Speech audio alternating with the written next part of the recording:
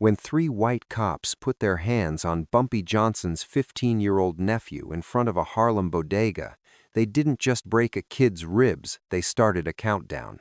It's 2:47 inches the afternoon. August heat, sitting heavy on Harlem like a wet blanket. Marcus Johnson, 15 years old, Bumpy's sister's boy, walks out of Sal's bodega on 125th with a cream soda and a bag of sunflower seeds. He's wearing a white t-shirt, clean Converse, hair freshly lined up. He's not looking for trouble. Trouble finds him anyway. 3 patrol officers, white, mid-30s.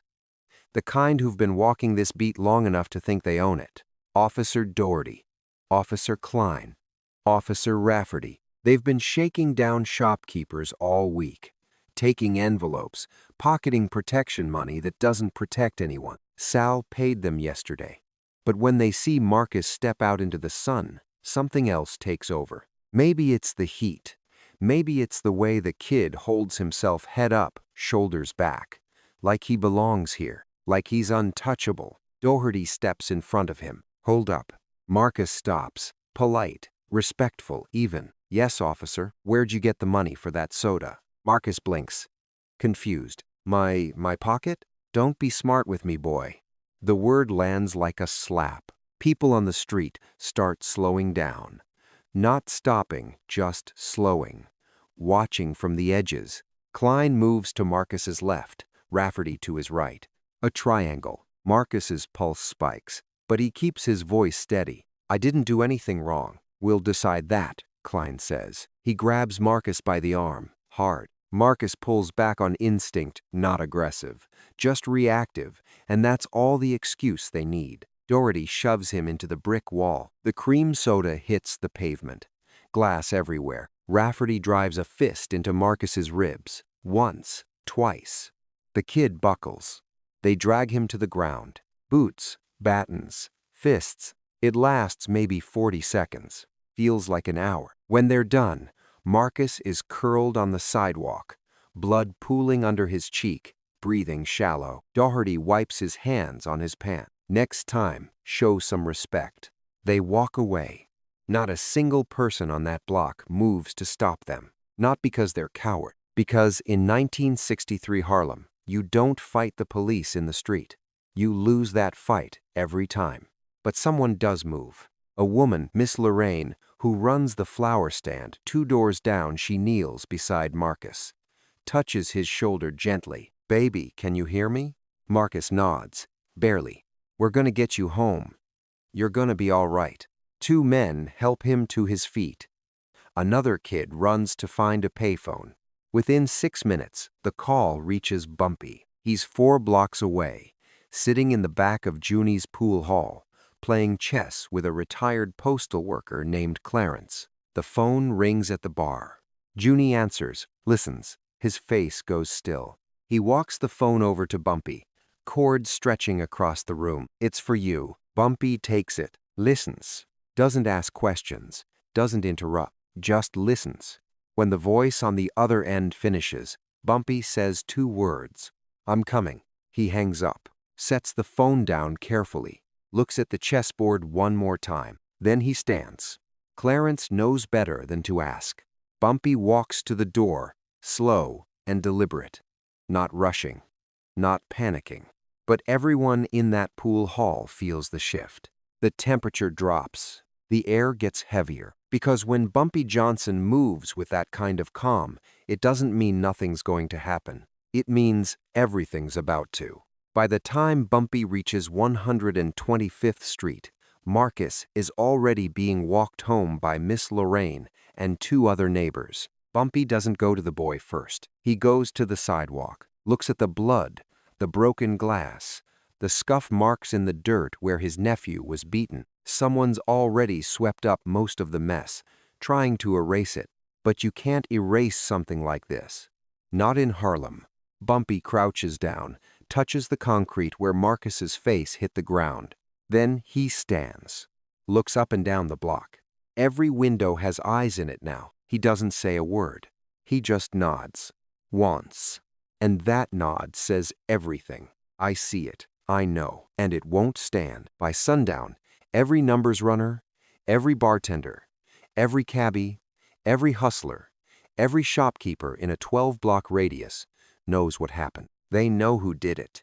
And they know Bumpy's got the count. 48 hours. That's how long it takes for power to prove itself. Not in violence, in silence. Ellsworth Raymond Johnson. That's the name on the birth certificate. But nobody in Harlem calls him that. They call him Bumpy. And in 1963, that name carries more weight than a badge, a Bible, or a ballot. He's 56 years old, graying at the temples. Walks with a cane, not because he needs it, but because it completes the image, sharply dressed. Always. Three-piece suits, polished shoes, fedora tilted just right. He looks like a gentleman, and in many ways, he is. But gentlemen don't run Harlem. Bumpy does.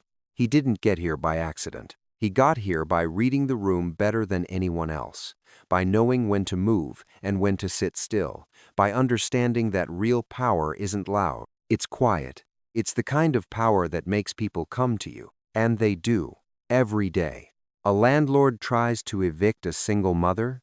She doesn't call legal aid. She calls Bumpy. A teenager gets jumped by a rival crew. His grandmother knocks on Bumpy's door. A shopkeeper can't afford the insurance the mob's charging. Bumpy renegotiates the terms. He's not a Robin Hood. He's not a saint. He runs numbers. He moves weight. He takes his cut, but he also makes sure the neighborhood functions. The police? They're outsiders. Occupiers, really. They roll through, shake people down, then disappear back to their precincts in the Bronx or Queens. They don't live here, don't eat here, don't pray here. Bumpy does. That's the difference. In Harlem, you don't respect the law. You respect order. And Bumpy Johnson is the order. He's been locked up twice, spent years in Alcatraz alongside men whose names still make headlines. He learned something in those cells. Violence is easy. Any idiot with a gun can be dangerous for 5 minutes. But control takes vision. You don't burn the block down when someone disrespects you. You make the block turn its back on them. You make them invisible. You let the streets do the work. That's what separates a thug from a king. And Bumpy's been king for a long time. He's connected too. Tight with the Italians when it benefits him. Keeps his distance when it doesn't. He's got politicians on speed dial. Preachers who mention his name in prayers, not out loud, but in the quiet ones, the ones that matter. He's got judges who owe him favors. Cops who look the other way. Reporters who know which stories to bury. He built all of that. Not with fear, with consistency. You do right by Bumpy. He does right by you. You cross him. You disappear. Not always physically. Sometimes you just stop mattering. Your calls don't get returned. Your debts get called in. Your name stops opening doors. In a neighborhood where reputation is currency, that's worse than a bullet. But here's the thing people outside Harlem don't understand. Bumpy doesn't rule through terror. He rules through respect. When he walks down Lenox Avenue, people don't scatter. They nod. They greet him. Kids run up to him. Old women ask him how his health is. He stops and talks to them. Really talks. Asks about their grandkids. Remembers names. Slips a 20 to someone who needs it. He's part of the fabric here. And that's why, when 3 white cops put their hands on his nephew, it's not just a family problem. It's a community problem. Because Marcus isn't just Bumpy's blood. He's Harlem's blood. And Harlem doesn't forgive easy. By the time the sun sets on August 12th, 1963, every major player in the neighborhood has heard the news. The barbershops, the after-hours clubs, the church basements where the real meetings happen. Everyone's talking, but nobody's moving. Not yet, because they're waiting. Waiting to see what Bumpy does. He's in his apartment on Edgecombe Avenue, 3rd floor, windows open, jazz playing low on the radio. He's sitting in his chair, still wearing the suit. Hat on the table beside him. His wife, Mamie, brings him coffee. doesn't ask questions. She's been with him long enough to know when to speak and when to just be there. Bumpy stares out the window, watches the lights flicker on across the rooftops. Harlem at night looks like a constellation, and somewhere out there, 3 cops are laughing, drinking, telling the story about the kid they tuned up on 125th. They think it's over. They think they got away with it. They don't know. They don't know that in Harlem, when you hurt the wrong person, the whole city becomes a courtroom. And Bumpy Johnson? He's judge, jury, and the hand that pulls the lever. He finishes his coffee, sets the cup down gently. Then he picks up the phone, dials a number from memory. It rings twice. A voice answers. Bumpy speaks. Calm. Clear. Shut it down. That's all he says. Then he hangs up. 2 words. That's all it takes. By midnight, the machine stops turning, and Harlem goes dark. The numbers game stops first. Every morning, runners hit the streets before dawn, collecting bets, dropping slips, moving cash through a network so efficient it puts Western Union to shame. But on August 13th, the runners don't show. The slips stay blank, the cash stays put. Old men who've been playing the same 3 digits for 20 years stand on corners, confused, waiting for someone who never comes. By 9 a.m., the word spreads. Bumpy said stop. So we stop. No one argues. No one asks why. They just know. The barber shops go next. Charlie's on 7th Avenue. Big Mike's on Lenox. Even the little spot on 132nd that doesn't have a name, just a chair and a mirror. All closed, doors locked, lights off. Not because they're scared, because they're unified. A cop walks past Charlie's around 10:30, tries the door, sees the closed sign. He frowns. It's Tuesday. Charlie's is never closed on Tuesday. He keeps walking, doesn't realize yet that this isn't random. By noon, it's spreading wider. The corner stores that usually stay open till midnight, shuttered. The after-hours joints that don't even have business licenses, empty. The taxi drivers who work the uptown routes, parked. The deliverymen who supply the bodegas can't get through. Streets are too crowded. Trucks keep having engine trouble. Flat tires. Mysterious delays. Nothing violent. Nothing illegal. Just friction. The kind you can't arrest. The kind you can't prove. At the 32nd precinct, Officer Doherty clocks in for his shift. He's in a good mood. Whistling, coffee in hand. He doesn't notice the room go quiet when he walks in. Doesn't notice the way his partner, Klein, avoids eye contact. Rafferty's out sick. Called in that morning. Said his stomach's bad. It's not. He's just smart enough to feel the shift. Doherty and Klein roll out on patrol around 1 p.m. They drive through Harlem like they always do. Slow. Windows down. Making their presence known. But today, something's off. The streets aren't empty. People are still out, walking, talking, standing on stoops. But no one's moving. No one's hustling. No transactions. No hand-to-hand. No runners. No lookouts. It's like someone pressed pause on the whole neighborhood. Klein notices first. It's quiet. Doherty shrugs. Good. Maybe they finally learned some respect. Klein doesn't answer. Because he knows.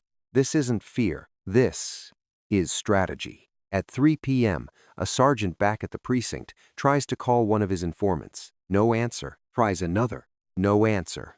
Tries a third, a fourth, a fifth. Every single line goes dead. These are people who've been on the payroll for years.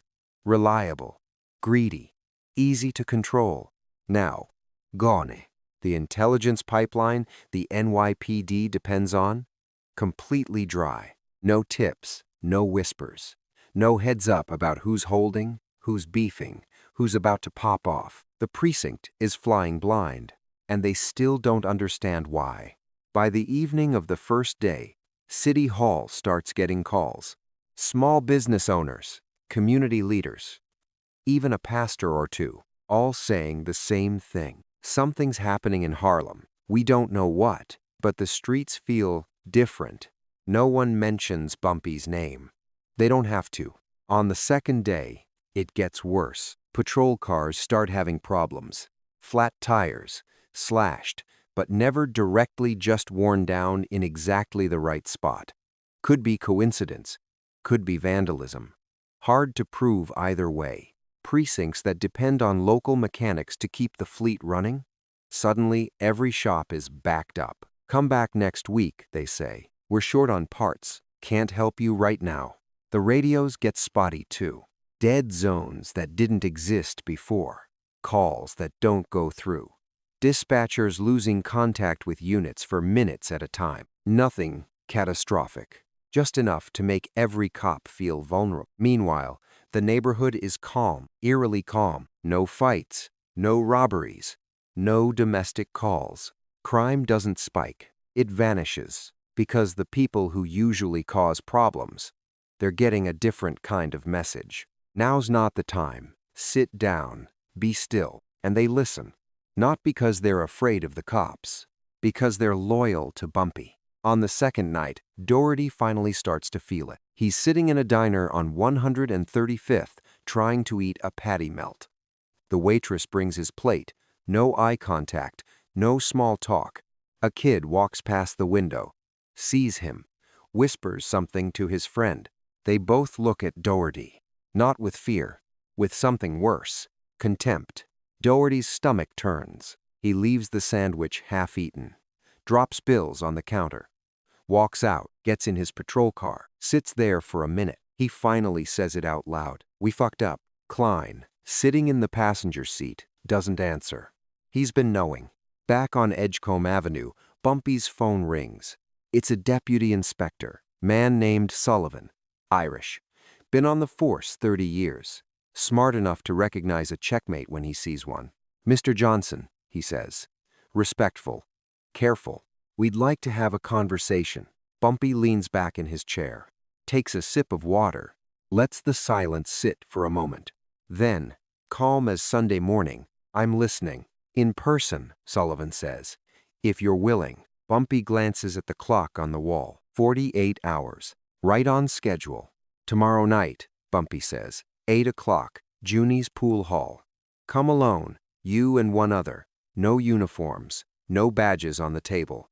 Sullivan hesitates. Then, "Understood." Bumpy hangs up, doesn't smile, doesn't celebrate. This was never about revenge. It was about correction. You don't teach a lesson by screaming. You teach it by showing someone what the world looks like when you're not holding it together. Harlem just went 2 days without Bumpy's infrastructure. And the cops? They couldn't function. That's the lesson. Now comes the sit-down. Junie's pool hall doesn't look like much from the outside. Peeling paint. Neon sign half dead.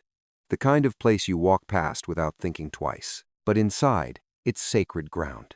This is where deals get made, where beefs get squashed, where the real politics of Harlem happen not in some government office, but over chalk dust and cigarette smoke. It's 7:55 p.m. on August 14th. Bumpy's already there, sitting in the back room.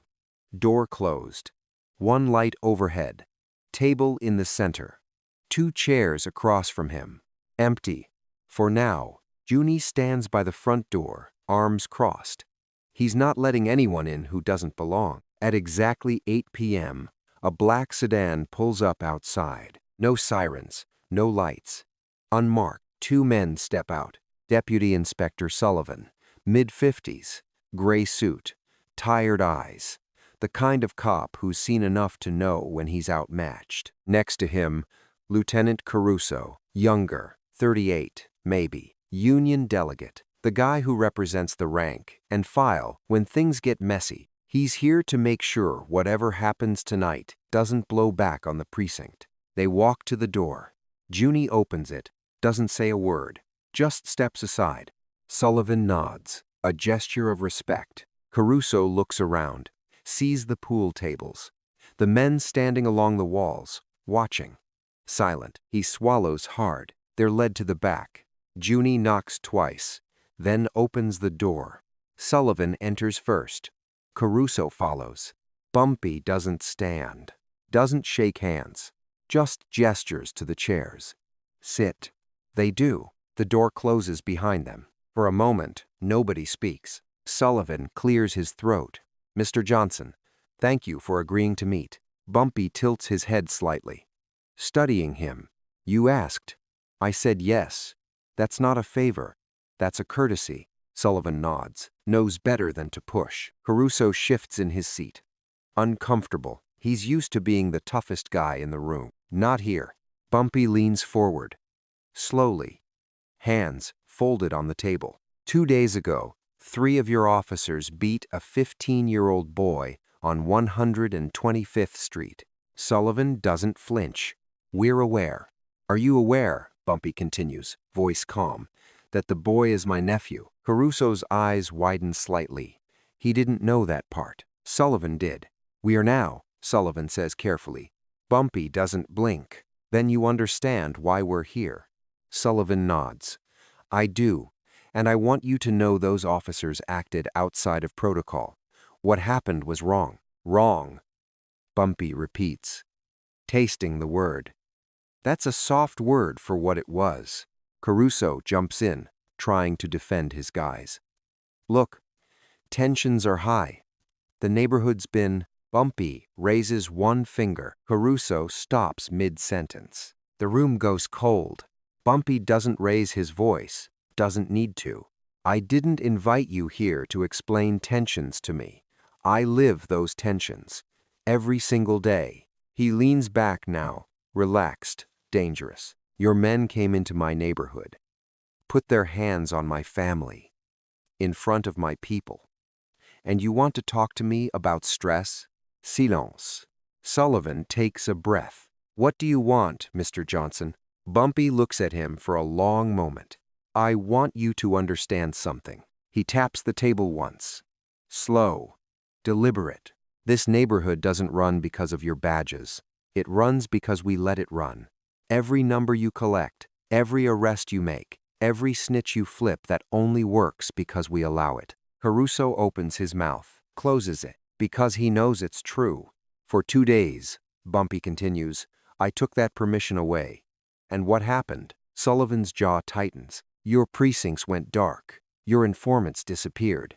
Your cars broke down. Your radios stopped working. Crime dropped to zero, not because you were doing your job, but because I told my people to stand down. He lets that sink in. So, when you ask me what I want, here's the answer. Bumpy leans forward again, close enough that they can see the lines in his face, the years, the weight. I want you to remember that respect is a two-way street. You want this neighborhood to cooperate, then you treat us like people, not targets, not animals, people. Sullivan nods slowly. Understood. Good. Bumpy sits back. Now, about the 3 officers. Caruso tenses. They're union protected. We can't just... I'm not asking you to fire them, Bumpy cuts in. I'm not asking you to arrest them. I'm not even asking for an apology. Both men look confused now. Then what? Sullivan asks. Bumpy's face is stone. I'm asking you to move them. Out of Harlem. Permanently. Transfer them to Staten Island, Queens, the Bronx. I don't care. But they don't work this neighborhood ever again. Caruso shifts. That's not a small ask.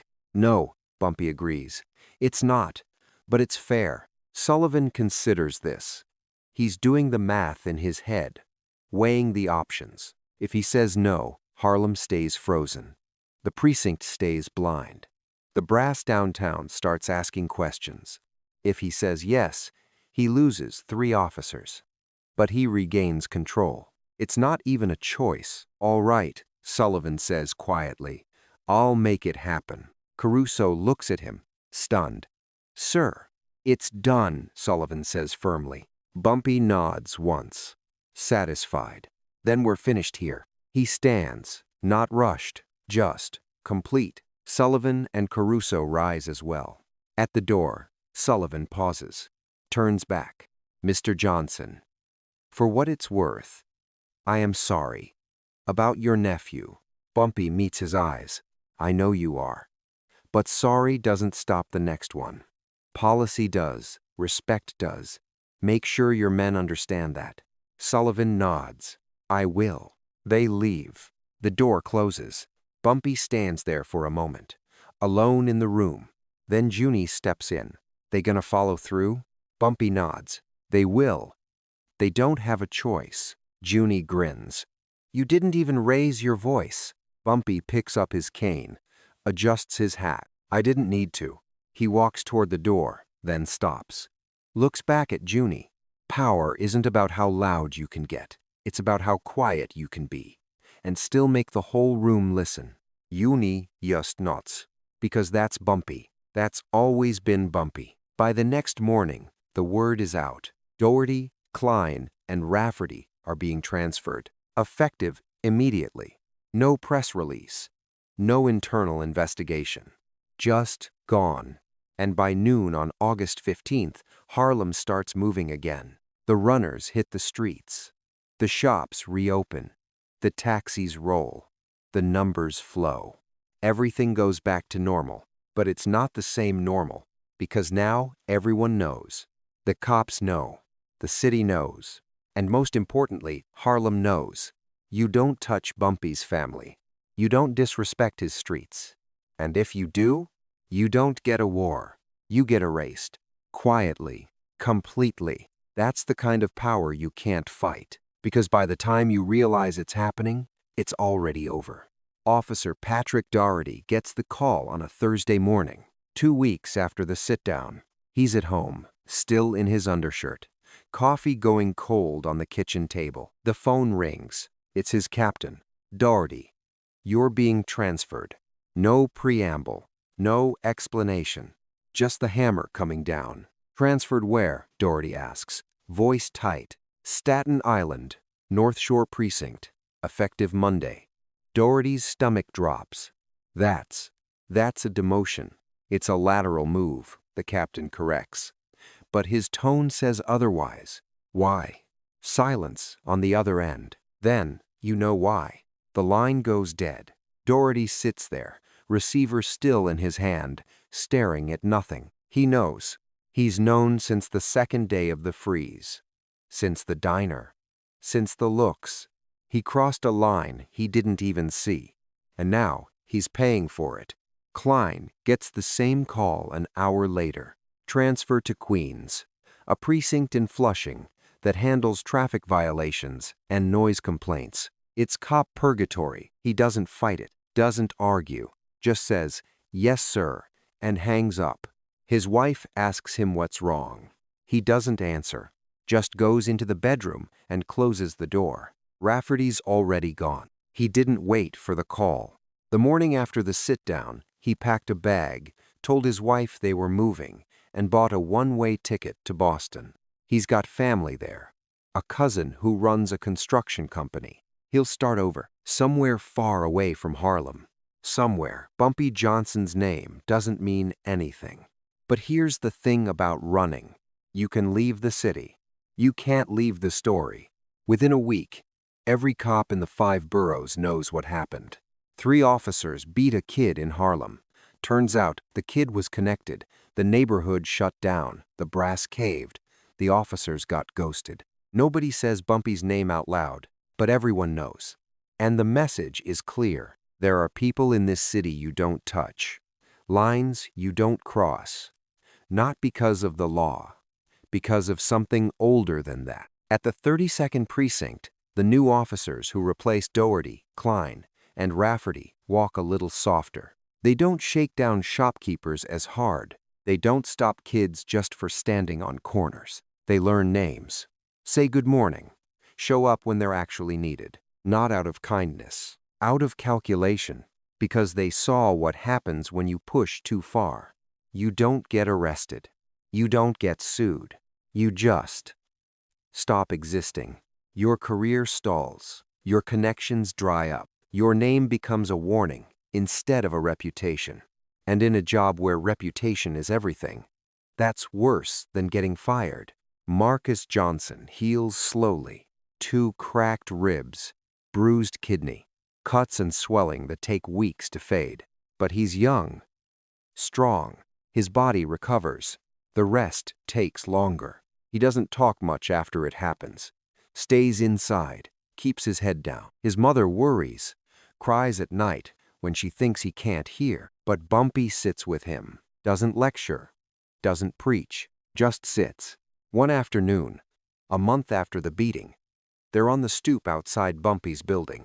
Sun's going down, streets quiet. Marcus finally speaks. "Uncle Bumpy? Yeah. Why didn't you kill them?" Bumpy doesn't react, just keeps looking at the horizon. "You think that would have made it better?" Marcus shrugs. "Would have made me feel better." Bumpy nods, understands. Maybe for a day, maybe for a week. But then what? Marcus doesn't answer. Bumpy turns to look at him now. "If I kill a cop, the whole department comes down on Harlem.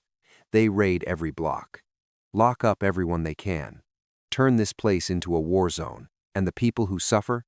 Not me, not them.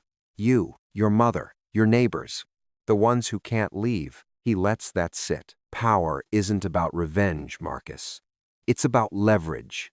It's about making sure the next cop thinks twice before he puts his hands on the next kid. Marcus looks down, processing. Did it work? Bumpy smiles. Just a little. You tell me. You been stopped by a cop since? Marcus shakes his head. Neither has anyone else on this block. And that's not luck. Marcus nods slowly, starting to understand. So, we won. Bumpy tilts his head. We didn't win. We corrected. There's a difference. He stands, adjusts his hat. Winning means someone loses. Correcting means everyone learns. He pats Marcus on the shoulder. "You're gonna be all right, nephew. Just remember, strength isn't about how hard you hit. It's about how long you can stand without swinging." Marcus watches his uncle walk down the stoop, cane tapping the concrete, moving through the neighborhood like a king through his kingdom. And for the first time since the beating, Marcus feels something other than fear. He feels pride. At the 32nd Precinct, Deputy Inspector Sullivan sits in his office. It's late, past midnight. The building's mostly empty. He's got a file open on his desk. 3 names: Doherty, Klein, Rafferty. He closes it, locks it in a drawer. Then he picks up the phone, dials a number he's not supposed to have. It rings 3 times.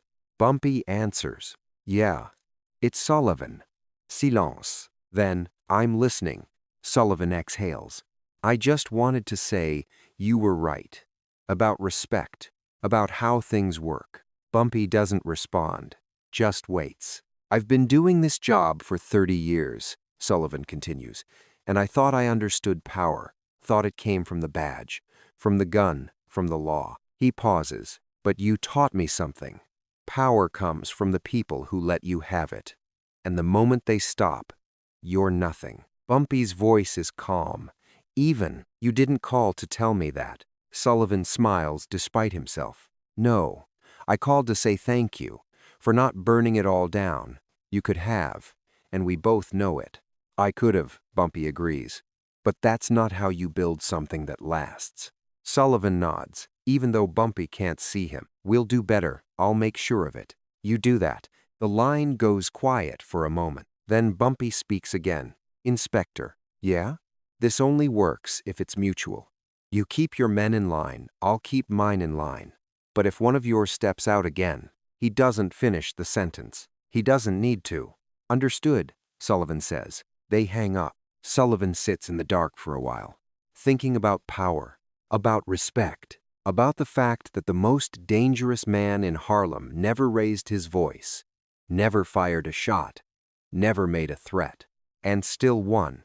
By the end of August, the story's already legend. The old-timers tell it in the barber shops.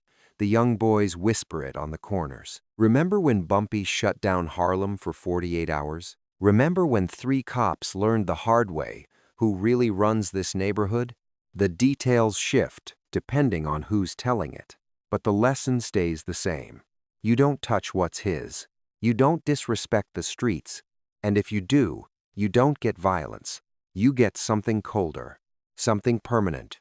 You get removed, quietly, completely, without a single drop of blood. That's the kind of power that echoes, Not just through Harlem, but through every precinct, every borough, every backroom where deals get made and lines get drawn. Bumpy Johnson didn't just protect his nephew. He reset the board, and everyone knows it. 3 months later, December 1963, Harlem's covered in snow. The kind that makes the whole neighborhood look clean for about 6 hours before the slush and exhaust turn it gray. Bumpy's sitting in the same chair, same apartment, same window, but the world outside has shifted. Not in ways you can see, in ways you feel. The 32nd Precinct has a new policy now. Officers don't patrol alone in Harlem anymore. Always in pairs. Always visible. And they don't just roll through like occupiers.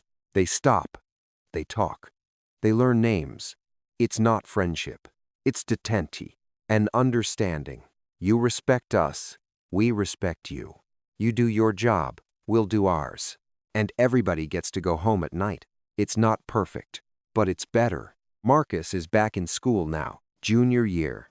Still quiet, still cautious, but he walks with his head up again. Doesn't flinch when he sees a patrol car. Doesn't look down when a cop walks past. Because he knows something now. He knows he's protected. Not by a badge. By something deeper. By community. By the unspoken code that runs through Harlem like electricity through a wire. And that code says, we take care of our own. Bumpy never brings it up again. Doesn't brag. Doesn't celebrate. Doesn't even mention the sit-down. To him, it was just another Tuesday. Another problem that needed solving. Another correction. But the neighborhood remembers. They always do. When Bumpy walks down Lenox Avenue now, people nod a little deeper. Speak a little softer. Not out of fear. Out of reverence. Because he didn't just fight for Marcus. He fought for all of them. For every kid who's ever been stopped for no reason. For every mother who's held her breath when her son walked out the door. For every man who's been told he doesn't belong in his own neighborhood.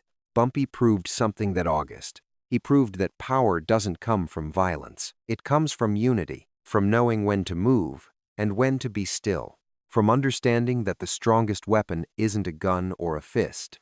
It's leverage. And in Harlem, Bumpy's got all the leverage. There's a moment, late one December night, when Bumpy gets a visitor. A young man, early 20s, dressed sharp but nervous. Name's Reggie. He runs numbers for one of Bumpy's lieutenants. He knocks on the door. Mamie lets him in. Bumpy's in the living room, reading the paper. He looks up. Reggie, Mr. Johnson. Sorry to bother you this late. You're not bothering me. Sit. Reggie sits, fidgeting with his hat. I wanted to ask you something. Bumpy folds the paper, gives him his full attention. Go ahead. Reggie takes a breath. How'd you do it? Do what? Make them back down. The cops. The whole system. How'd you make them listen? Bumpy leans back, thinks for a moment. You know what the difference is between a boss and a leader? Reggie shakes his head. A boss tells people what to do. A leader shows them why it matters. He gestures toward the window, toward the streets below. I didn't make the cops back down. I made the neighborhood stand up, and when the neighborhood moves together, nobody can stop it. Not the police, not the city. Nobody. Reggie nods slowly. But what if they didn't listen? What if people didn't follow you? Bumpy smiles. Just a little. Then I wouldn't be sitting here, and we wouldn't be having this conversation. He leans forward now, eyes sharp. You earn that kind of loyalty, Reggie. You don't demand it. You show up. You protect. You provide. You make sure that when people need something, you're the one they can count on. And when they see that, when they feel that they'll follow you into hell if you ask, Reggie absorbs that, processing. You think I could ever do that? Bumpy studies him.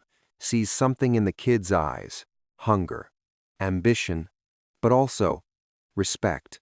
Maybe, Bumpy says, but not by trying to be me. You gotta be you. Find your own way, build your own reputation, and remember, power without principle is just tyranny, and tyranny don't last. Reggie stands, extends his hand. Thank you, Mr. Johnson. Bumpy shakes it, firm, respectful. Anytime. Reggie leaves, and Bumpy sits back down, picks up his paper. But he's not really reading. He's thinking about legacy, about what happens when he's gone. Because he's 56 now. He's been shot, stabbed, locked up, hunted. He knows his time is limited. But he also knows this. What he built isn't about him. It's about the idea that a neighborhood can govern itself, that respect is earned, not taken, that power is a responsibility, not a weapon, and that the people who live here, the ones who struggle and survive and thrive, they deserve to be protected, not by outsiders, by their own. On New Year's Eve, 1963, there's a party at the Savoy. Music, dancing, champagne. Bumpy shows up around 10 p.m. Mamie on his arm. The room parts when he enters. Not out of fear, out of respect. People shake his hand, offer drinks, ask about his health. He moves through the crowd like water, calm, present, unhurried. At midnight, when the ball drops and the whole room erupts, Bumpy's standing by the window, looking out at Harlem. The lights, the rooftops, the streets he's walked for decades. Mamie comes up beside him. What are you thinking about? He doesn't answer right away, just watches the city. Finally, he speaks. I'm thinking. This is what power really looks like. She follows his gaze. What do you mean? He gestures to the room, to the people celebrating, to the neighborhood glowing in the winter night. All those years, people thought power was about fear, about violence, about making people do what you want. He turns to her. But that's not power. That's control. And control breaks the second you let go. He looks back at the window. Real power is when people choose to follow you. When they stand with you, not because they have to, but because they believe in what you represent. Mamie smiles, leans her head on his shoulder. You built something good here, Bumpy. He nods. I built something lasting. And he's right, because decades later, people still talk about Bumpy Johnson. Not as a gangster, not as a criminal, as a protector. As the man who proved that you don't need a badge to bring order. You don't need a title to lead. You just need to care, to show up, to put the neighborhood before yourself, and to understand that power isn't about what you can take. It's about what you can build. August omieno sute shaisic shitrei. 3 cops beat a 15-year-old kid, and for 48 hours, Harlem went dark. No violence, no riots, no chaos, just silence. The kind of silence that speaks louder than gunfire. The kind that makes even the powerful stop and listen. Because in that silence, a message was delivered. You don't own this neighborhood. We do. And if you want to work here, you'll do it with respect. They heard it. They learned it. And they never forgot it. That's legacy. That's power. That's Bumpy Johnson. Not the loudest man in the room. Just the one everybody listens to. And when the story gets told years later, decades later, generations later, people won't remember the violence. They'll remember the restraint, the strategy, the calm, quiet dominance of a man who could have burned the city down, but chose to teach it a lesson instead. That's what power really looks like. Not a fist, not a gun, not a threat, just a man, a neighborhood, and a choice. To stand together, to demand respect, and to prove that the most dangerous thing in the world isn't rage, it's patience. Because rage burns out. But patience lasts. And Bumpy Johnson, he was the most patient man in Harlem.